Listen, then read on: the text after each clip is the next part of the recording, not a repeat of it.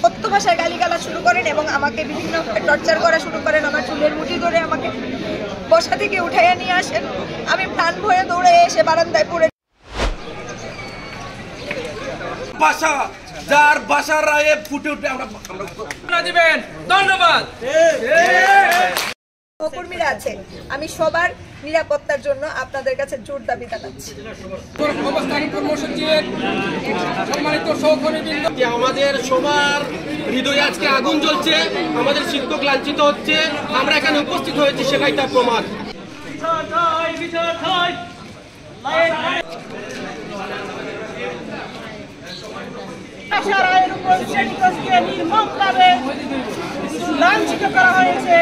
আমি প্রশাসনকে স্পষ্ট ভাষায় জানিয়ে দিতে চাই, যদি 24 ঘন্টার ভিতরে সন্ত্রাসী লায়েক খানকে গ্রেফতার করা না হয়, তাহলে আমরা পাঠদান বিরতির মতো আমরা কঠোর কর্মসূচি দিতে বাধ্য হব।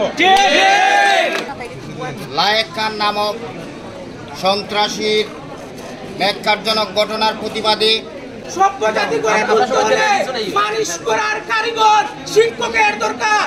আর শিক্ষকদের যদি হয়রানি লাঞ্ছিত করেন তাহলে সম্ভব না। আর যদি প্রায় 24 ঘন্টার ভিতরে যদি সন্ত্রাসী লায়েক খানকে গ্রেফতার করা না হয়, তাহলে আগামীতে আমরা কঠোর কর্মসূচি দেব। স্কুল বন্ধ, পাঠদান বন্ধ হয়ে যাবে, পাঠদান বন্ধ হয়ে যেতে পারে। ম্যাডাম যে বিচার দাবি করেছেন সেটা আমাদের প্রশাসন সেই ব্যবস্থা নেবেন।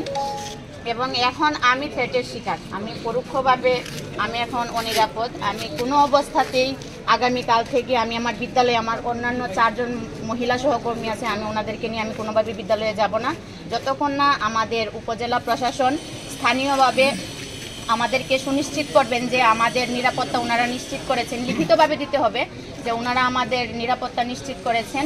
আজকে দেখতে পেলাম এই ভাষা ম্যাডামকে সন্ত্রাসী লায়েক খান যেভাবে টেনে হিচড়ে অপমানিত করলো, লাঞ্ছিত করলো, আমাদের শিক্ষকদের আজকে মন কাঁদে।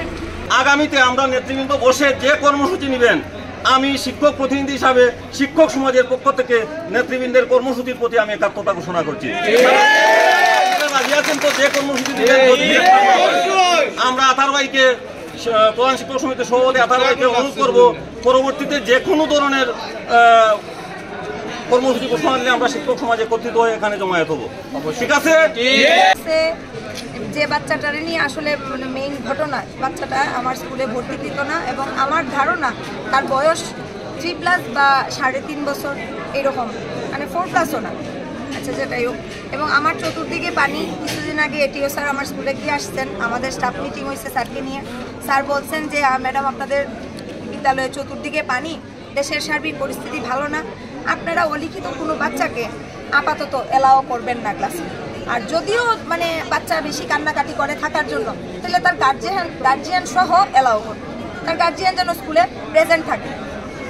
কিন্তু মানে ওই বাচ্চার কোনো গার্জিয়ানও ছিল না, বা এই বাচ্চা আগে কোনোদিনই আমার ক্লাসে আসে নাই, মানে পুরোপুরি এই বাচ্চাটা আমার কাছে অপরিচিত।